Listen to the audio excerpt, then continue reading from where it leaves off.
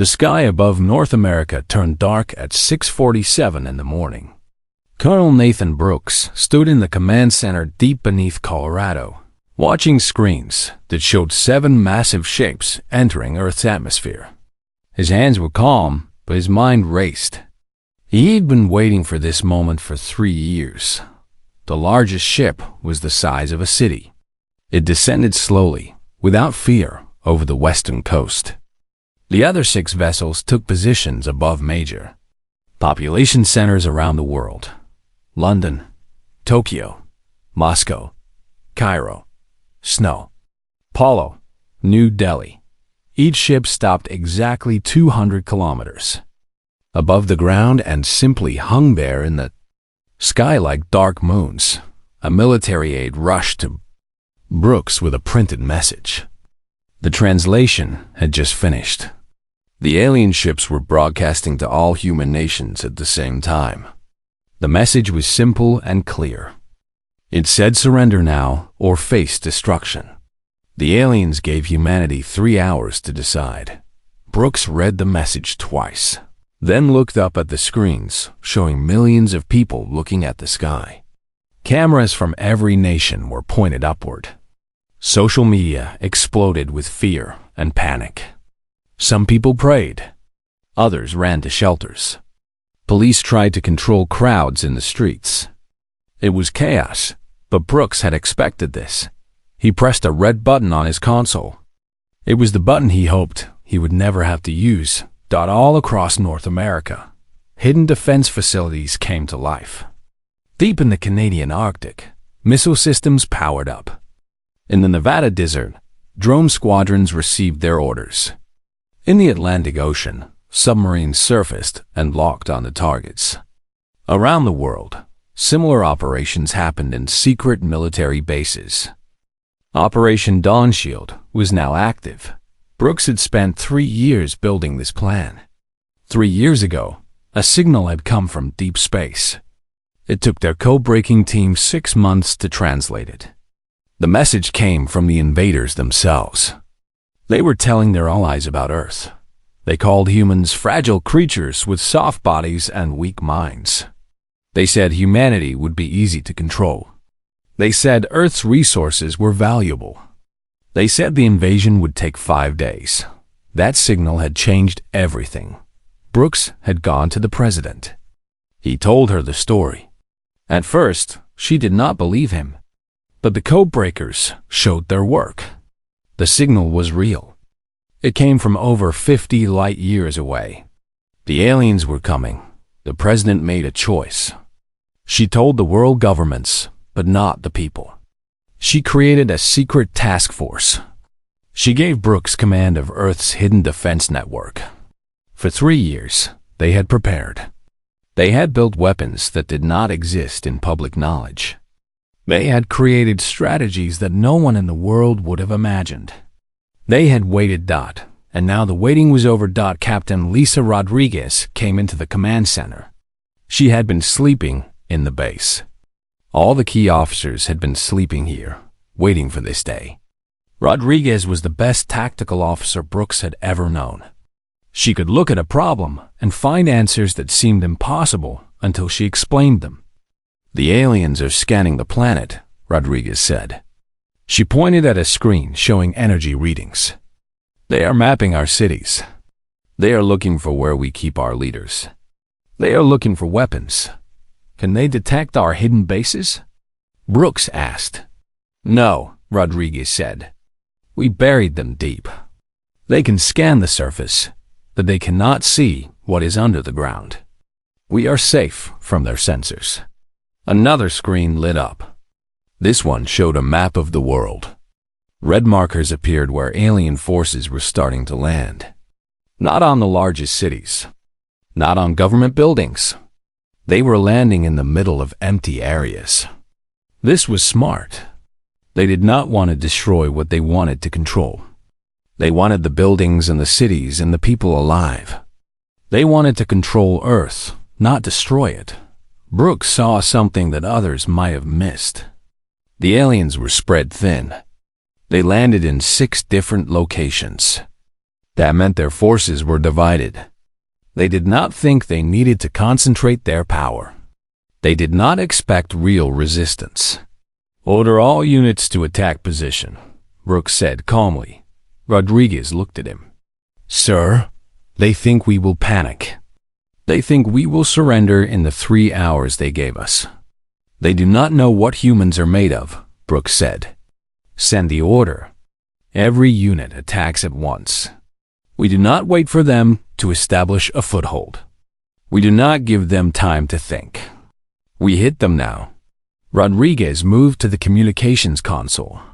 Within seconds, every military commander in the world received the same order. Launch all attacks immediately. The response was fast and brutal. Missiles left their silos. Fighter jets took off from hidden bases. Drone swarms lifted into the air. Submarine-launched weapons broke the surface of the ocean. It was not the largest military operation in human history by traditional measures, but it was the most coordinated. Every nation on Earth, working together for the first time, attacked the same enemy at the same time. On the screens, they watched as human weapons reached the landing sites. The explosions were bright and large. But something strange happened. The alien ships did not break apart. Their shields held. The weapons bounced off invisible walls and fell harmlessly to the ground. For a moment, the command center was silent. Then Brooks smiled. "What are you smiling about?" Rodriguez asked. She sounded worried. "They used their shields," Brooks said. "That means their technology works exactly like we thought it would. It means they are not as advanced as they seem. It means they are following patterns. And if they follow patterns, we can predict them. If we can predict them, we can beat them." He looked at the screens showing the alien positions. The attacks had not killed anything, but they had served their purpose. They had told the aliens something important. They had told them that humans would not surrender. They had told them that humans would fight. The first real war between species had begun. Outside the command center, in the cities and towns and villages of Earth, people saw the explosions in the sky. Some felt fear. Others felt hope. For the first time since the aliens arrived, humans had struck back. And Colonel Nathan Brooks, watching the screens in his hidden command center, knew that this was just the beginning. Sergeant Paul Garrett led his team through the frozen landscape of northern Canada. His men moved quietly, carrying equipment that looked strange and heavy. Behind them, hidden in the snow, lay something that the aliens did not know existed. It was called a neural disruptor. It was not a bomb. It was something different. Something that humans had created specifically to fight an enemy they knew nothing about 3 years ago. The aliens had been on the ground for only 8 hours, and already something unexpected was happening. One of their scout units had broken down. The machine was smoking. It had stopped moving. Garrett's team approached it carefully. The scout unit was the size of a large truck. It had moving parts and sensors and weapons. But now it was still. Garrett touched it. It was hot but not burning. Whatever had happened to it, it had happened fast. Dr. Kevin Hayes arrived in a transport vehicle. He was a scientist, not a soldier, but he had insisted on coming to the field. He wanted to see an alien machine up close. He wanted to understand what they were dealing with. Hayes moved around the disabled scout unit, scanning it with handheld devices. He did not touch it at first. He just looked. After several minutes, he turned to Garrett. "We need to get one of these machines back to the base," Hayes said. "We need to study it. It might have weapons," Garrett said. "It does," Hayes agreed. "But it is also broken. And that interests me more than its weapons." Garrett made the call. Within 2 hours, a helicopter arrived. The team moved the scout unit into a reinforced container and lifted it away. Garrett and his men watched it go, then continued their patrol. What Garrett did not know was that the same thing was happening in 6 other places around the world. In Russia, a Chinese team had disabled an alien scout. In Africa, a European force had captured another one. In South America, Brazilian soldiers were moving a machine to their hidden base. All across the planet, humans were collecting pieces of alien technology. And all across the planet, scientists like Dr. Hayes were starting to understand something very important. Back in the command center, Hayes stood in a sealed laboratory with the captured scout unit. His team worked carefully to understand its systems. They did not try to activate it. They studied how it was built. They looked at its power source. They examined its weapons and sensors. After 6 hours, Hayes stopped working. He sat down in a chair and closed his eyes. His assistant, a young scientist named Robert, asked him what he was thinking. "I am thinking about evolution," Hayes said. "I am thinking about what makes a species what it is." Robert did not understand, so Hayes explained. "This machine is perfect," Hayes said. "Look at how it is built. Every part does exactly what it is supposed to do. There is no waste. There is no failure. The aliens have had 10,000 years to perfect their technology. They have made machines that work without mistakes." "That should scare us," Robert said. "It should," Hayes agreed. "But it does not scare me. It excites me. Because perfection, when it goes wrong, does not know how to fix itself. This machine was designed to work in one way. When something unexpected happened, it could not adapt. It could not change. It simply broke." Robert still did not understand. "Humans are different," Hayes continued. "We are not perfect. We make mistakes. We break. We get hurt. We get sick.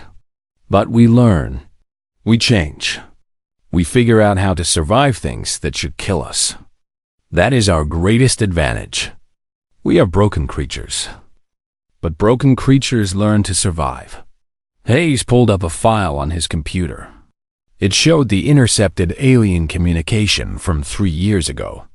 The aliens had written about humans with words that meant fragile, weak, and primitive. But they had also written other things. They had written that humans were unpredictable. They had written that humans do not follow logical patterns. They had written that humans choose goals that serve no survival purpose. "Look at this," Hayes said, pointing at the screen. "This is an alien speaking to another alien about humans. They do not understand us. They do not know how to predict what we will do. For them, survival means following the most efficient path. But humans do not always follow the efficient path. Sometimes we help people who are not our family. Sometimes we sacrifice ourselves for ideas. Sometimes we do things that make no logical sense." A warning alarm sounded. The alien scout unit had activated a self-destruct sequence. Hayes and Robert ran from the laboratory. 6 seconds later, the machine exploded. It was not a large explosion. The walls held. The damage was contained. But the message was clear. The aliens did not want their technology studied. Hayes stood in the observation room, watching the smoke clear from the destroyed laboratory. He looked sad but also calm. "They are afraid of us," he said. "What?" Robert asked. "They do not know us. They do not know how we think. They do not know how we will respond to things. That frightens them. That is why they sent the self-destruct command. That is why they told us to surrender immediately. They are afraid that if we have time, we will figure out their weakness." Hayes turned to leave the laboratory area. He walked toward the communication center where Colonel Brooks was waiting. When Hayes told Brooks what he had learned, the colonel listened without speaking. When Hayes finished, Brooks asked one question: "Can we win?" Hayes thought for a long moment. Then he answered, "Yes, not because we are stronger, not because we are smarter, not because our weapons are better. We can win because we are willing to lose. We are willing to take risks. We are willing to try things that might not work. The aliens have not had a real war in 10,000 years. They have not fought an enemy that fights back. They have not faced an opponent that adapts and changes and does unexpected things. Brooks smiled. It was the same smile he had made when the alien shields blocked the first human attacks. Then, we stop fighting like humans fighting humans, Brooks said. We fight like a species that has nothing to lose. We fight like survivors. We fight like creatures that have learned to win on a world that tried to kill them every day. He looked at a screen showing the positions of the remaining alien forces on Earth. The aliens were still landing troops. They were establishing bases. They were acting like they had already won the war. They did not know that every piece of information they revealed told human commanders something new. They did not know that humans were learning. They did not know that with each passing hour, the humans were becoming more dangerous. In the frozen Canadian North, Sergeant Garrett and his team prepared for the next phase of the operation. The aliens had no idea they were coming. The aliens had no idea that humans were not afraid anymore. The aliens had no idea that the real war had only just started. Second Lieutenant Amanda Torres pushed the fighter jet to its maximum speed. The aircraft was new. It had been built in secret over the past 3 years. It looked old and simple from the outside, but inside, it was built to do one specific thing. It could move faster than the alien weapons could track. That was enough. Below her, the Arizona desert stretched out in brown and gold. In the distance, she could see dust clouds. Those were alien troops moving toward the nearest human city. They moved slowly and carefully. They did not expect to be attacked. They did not think humans had air superiority. They were wrong.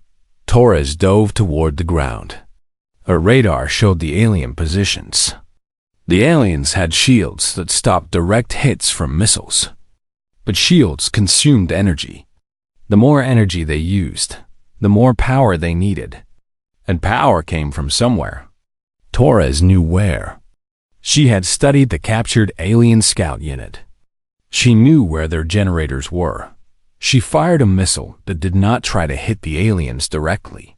Instead, it hit the sand exactly 50 meters away from the alien column. The explosion came up fast and hard. The sand went up in a wall. The alien troops scattered, trying to maintain formation. In that moment of confusion, Torres came back around. This time, she fired at the exact location where the alien commander's vehicle should be. Not at the vehicle itself, at the ground beneath it. The explosion collapsed the earth below. The vehicle dropped, its shields flashing and sparkling. For 3 seconds, the shields went down to emergency status as they worked to keep the vehicle from crashing. 3 seconds was enough. Torres fired her third missile. This one hit the vehicle directly. It exploded in a ball of fire and metal and alien technology. The vehicle was gone. The alien column was in chaos. Torres turned her jet away and climbed back into the sky.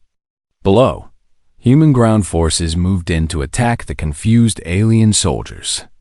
The aliens had superior technology, but they could not adapt. They could not think of new tactics. They could only follow the commands they had been given. And with their commander dead, no new commands came. This was how the war was being fought now. In Europe, Major David Cooper led forces through the ruins of an old city. The aliens had landed here 2 days ago. They had expected an easy battle. Instead, they found themselves fighting an enemy that used the city itself as a weapon. Cooper's teams used the buildings for cover. They used underground tunnels that the aliens did not know existed. They used the narrow streets to prevent the aliens from using their numbers. The aliens had more soldiers. The aliens had better weapons. But Cooper had something the aliens did not have. He had a mind that could imagine impossible things. He had soldiers who would die for each other. He had a force that would try anything, risk anything, lose anything to survive. One of Cooper's soldiers, a young man named Stephen, came to him with an idea. The idea was crazy and dangerous and probably would not work. "Sir," Stephen said, "what if we hit their power station from inside? Not from the air, from the ground. Not with missiles. With explosives we carry ourselves." Cooper looked at Stephen. The mission was suicide. Any soldier who tried it would almost certainly die. "I will do it," Stephen said before Cooper could speak. "That is suicide?" Cooper said. "Yes," Stephen agreed. "But if it works, the shields will fail. Then the others can attack. Then we win. One life is worth the whole battle." Cooper closed his eyes. This was the thing he hated most about war. Good men had to die. Even when you won, people died. But Stephen was right. This was how humans survived things that should kill them. They sacrificed. They gave their lives for others. The aliens did not do this. The aliens could not understand this. "Do it," Cooper said. Stephen took 2 other volunteers. They moved through the darkness toward the alien power station. The aliens saw them coming. Weapons fired. Stephen was hit once, twice, 3 times. He kept moving. He placed the explosives. He activated the timer. Then he ran. He did not make it far. He fell in the street. But the explosives went off. The power station exploded. The alien shields in the area went dark. In that moment, human forces attacked from every direction. The aliens could not see. They could not use their shields. They could not fight back effectively. Stephen died in the street, bleeding into the dirt. But the human forces won the battle. And within hours, every soldier knew the name of Stephen. They knew what he had done. And they understood what their species was capable of. In the command center, Colonel Brooks watched reports from battlefields all around the world. The pattern was always the same. The humans could not match the aliens in direct combat. But humans could outthink the aliens. Humans could sacrifice. Humans could make crazy plans that somehow worked. Humans could learn and adapt, and change their tactics every day. The aliens could not do any of this. Major Cooper reported that his human forces had destroyed the alien base in his sector. Torres reported that she had disabled 3 alien aircraft. In Russia, soldiers had captured an alien communication device. In Asia, forces had cut off the alien supply lines. Everywhere, humans were learning. Everywhere, humans were winning. Hayes came to Brooks with updated analysis. The aliens were losing confidence. Their transmissions showed frustration. They had not encountered real resistance in so long that they had forgotten how to fight. They were beginning to make mistakes. "They will start retreating soon," Hayes said. "When they realize they cannot win, they will pull back." "How long?" Brooks asked. "1 week," Hayes said. "Maybe less." Brooks nodded. It had taken only 4 days for humanity to change the course of the war. Not because humans were stronger. Not because humans had better weapons. But because humans were willing to fight when winning seemed impossible. Because humans were willing to die for each other. Because humans could do things that made no sense unless you understood that survival sometimes meant more than logic. In the Arizona desert, alien soldiers were retreating. Their commanders had ordered them to fall back. The invasion that was supposed to last 5 days and conquer a world had met an opponent they did not understand. An opponent that would not surrender. An opponent that would keep fighting no matter what. An opponent made of creatures that had learned to survive on a harsh world. And those creatures, as it turned out, were far more dangerous than anyone had predicted. The alien commander Vexstar stood in his command center, looking at screens that showed bad news everywhere. 3 of his 7 carrier ships were now destroyed. 2 more were damaged. His invasion force was falling back on every continent. This was not possible. This could not be happening. Vextar had been a military commander for 300 years. He had fought wars that lasted decades. He had conquered worlds. But he had never fought an enemy like this. The humans did not follow any pattern he recognized. When he sent his troops to attack a city, the humans did not defend the city. They attacked from somewhere else. When he tried to use his superior firepower, the humans did not retreat. They sacrificed soldiers and units to damage his infrastructure. When he tried to be logical and efficient, the humans did things that made no logical sense and somehow succeeded. It was driving him insane. He sent a message to the High Council of the Alliance. He requested permission to retreat. He explained that the invasion was a failure. He explained that humans were far more dangerous than expected. He explained that continuing would only lead to more losses. The High Council rejected his request. They told him he was overcautious. They told him that one species could not defeat the combined military might of the Galactic Alliance.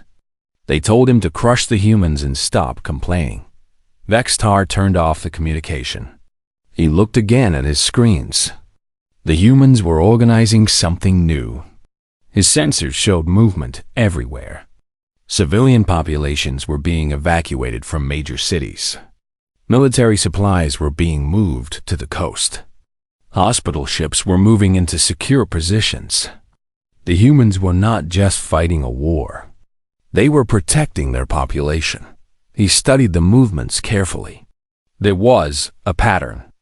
The civilians were being moved to areas that his forces had not attacked. The children were being kept away from military zones. The hospitals were positioned in places where his weapons would not target them. Then Vextar understood something. The humans were following a different kind of logic than military logic. They were being protected by something he did not understand. They were being protected by law, by principle, by something his own military code would not allow him to violate. His military protocols had a clause so old that it had not been needed for 10,000 years. A clause that said no military force under his command could attack children or innocent civilians without explicit permission from the High Council itself. It was a rule created in a time when war was a real thing, when civilizations tried to destroy each other. The clause existed as a reminder that even in war, there were lines that should not be crossed. But Vextar could not request that permission. To do so would be to admit that the humans had understood his own rules better than he had. To do so would be to show weakness. Meanwhile, in underground shelters across the planet, human children were growing up in darkness. They were too young to understand the war. They just knew that they were safe.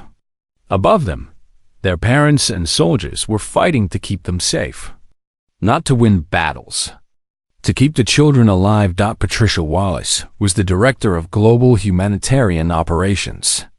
She had worked with Colonel Brooks to create something that the aliens could not fight. She had created the rule that no human civilian zone would be used for military purposes. She had created the protection that made the aliens hesitate. Because Vextar, despite being an alien, despite being an enemy, could not bring himself to kill children. His programming would not allow it. She sent a message to Vextar. It was not a military message. It was a human message. It said that she was moving another 5,000 children to a protected zone. It said that she knew the aliens would not attack them. It said that she was counting on Vextar's own rules against him. Vextar read the message. He understood exactly what was happening. The humans were using his own morality as a weapon. They were using the very thing that made his species civilized against him. They were winning by making him remember why his species had chosen peace 10,000 years ago. He sat alone in his command center and made a decision that would change everything. Vextar recorded a message to the High Council. In the message, He told them that the invasion was not failing because of human military strength.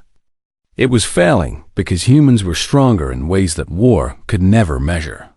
It was failing because humans had learned to survive on a world that tried to kill them. It was failing because humans would do anything, sacrifice anything, to protect their young. It was failing because humans understood something about survival that the Alliance had forgotten. He told them that humanity should not be conquered. Humanity should be joined. Humanity should be brought into the Alliance not as subjects, but as partners. Because a species that would fight with human determination, a species that would sacrifice with human willingness, a species that would protect their young with human fierceness, was a species that the Galactic Alliance needed. He told them that he was recommending a ceasefire. He told them that he was recommending immediate peace negotiations, and then he did something no military commander in the Alliance had done in 10,000 years. He ordered his remaining forces to stand down. He told them to stop fighting.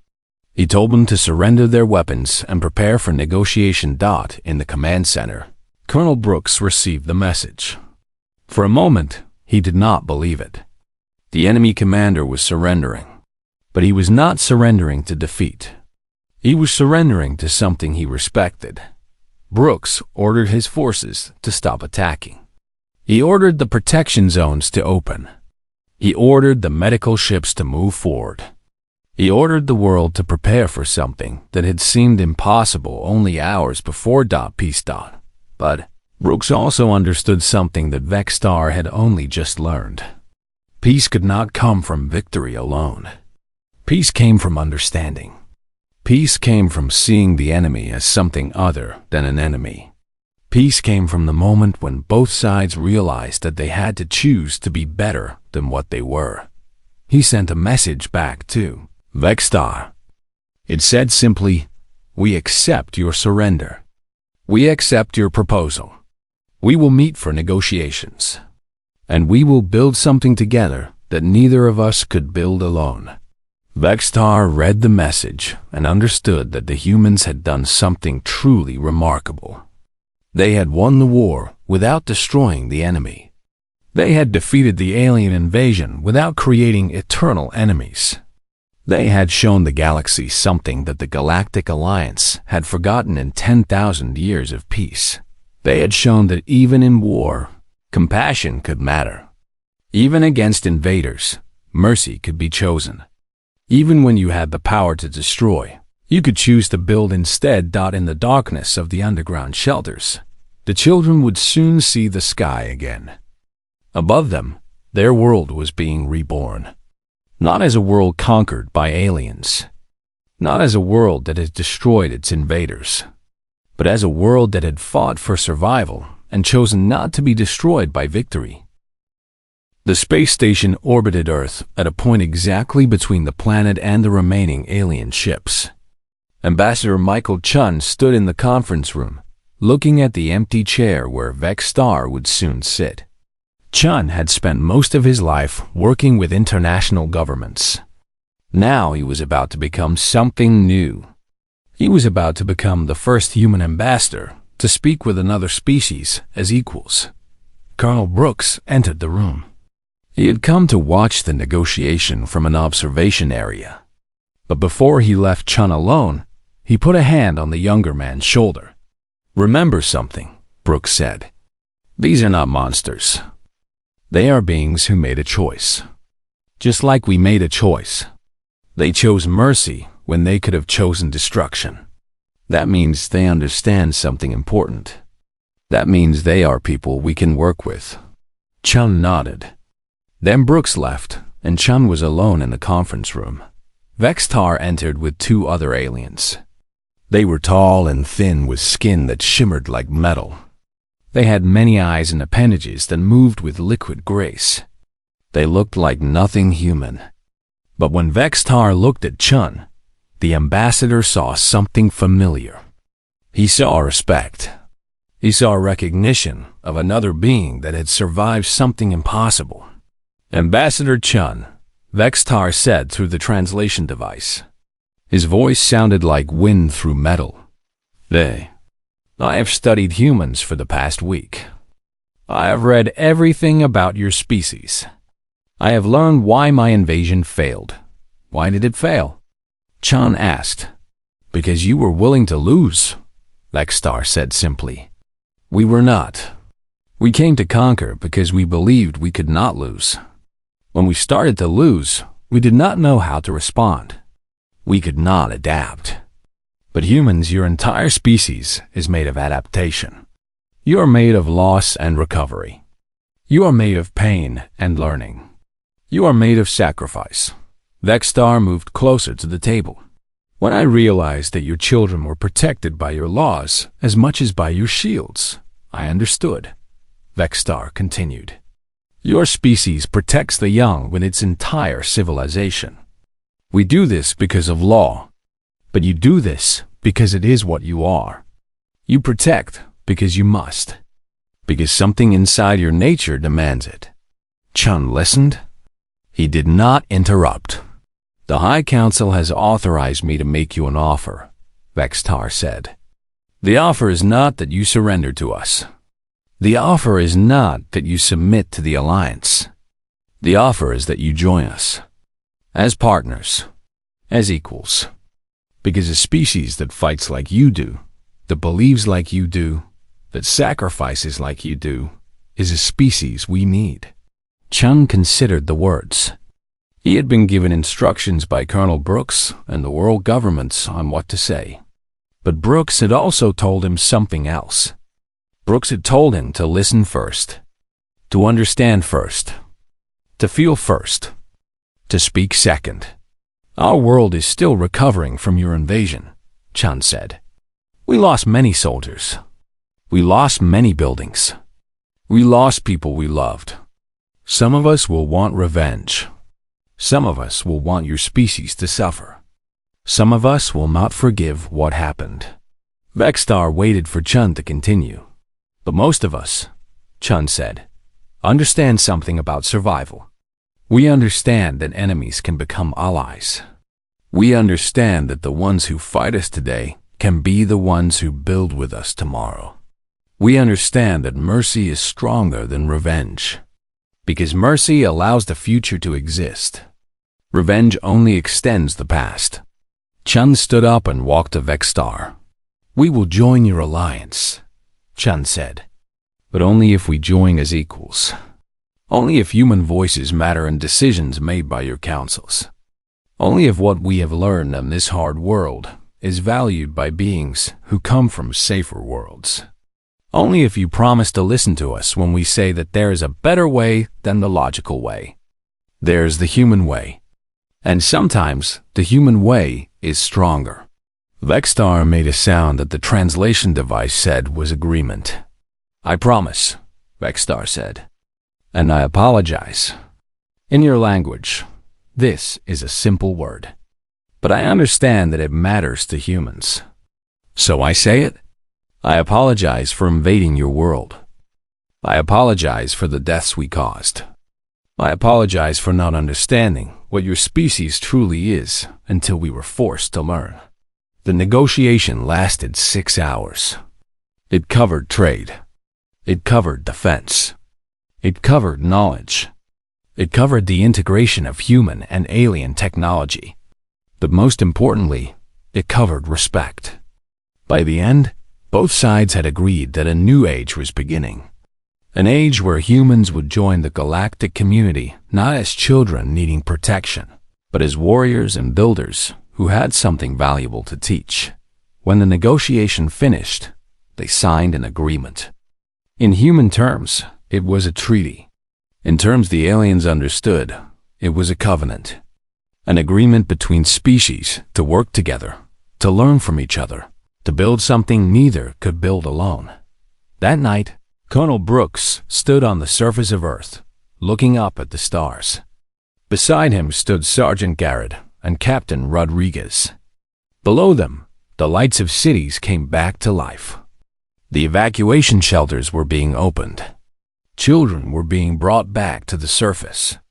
The world was waking up from a nightmare that had lasted only 2 weeks but felt like a lifetime. What happens now? Rodriguez asked. Now we go to the stars, Brooks said. Now we teach them what humans are. Now we become part of something bigger than ourselves. Now we survive in a way we never imagined. 2 weeks later, at the newly constructed Earth Alliance outpost at the equator, an alien soldier stood next to a human soldier. They were building something together. The alien was learning from the human how to work with materials that the alien had never considered before. The human was learning from the alien about engineering principles that humans had not discovered yet. Neither was thinking about the war. Neither was thinking about the invasion. Both were thinking about the future. The young refugee girl, Minjun, watched them work from a safe distance. She had spent the war in the underground shelters. She had been too young to understand fear. She had only known safety. Now she was watching humans and aliens work together. This was the world she would grow up in. A world where different species built together instead of fighting. A world where sacrifice led to peace instead of endless war. She smiled. And in that smile was the hope that any child carries. The hope that the world of adults can learn to be better. The hope that enemies can become friends. The hope that survival means something more than victory. Colonel Brooks watched the construction site from a distance. He did not need to be there. Others could manage the details. But he wanted to see it. He wanted to see humans and aliens building something together. Because this was what the war had really been about. Not about winning or losing. Not about conquest or surrender, Dud. It was about survival. And survival, in the end, meant more than just staying alive. Survival meant building a future where life could continue, where both sides could exist, where differences could become strengths instead of weaknesses. The sky above Earth was no longer dark. It was full of hope and endless possibility. The invaders had landed, but Earth soldiers had been waiting. And now, standing together, humans and aliens looked forward to a future that neither species could have imagined alone. The war was over. And something new, something better, was beginning.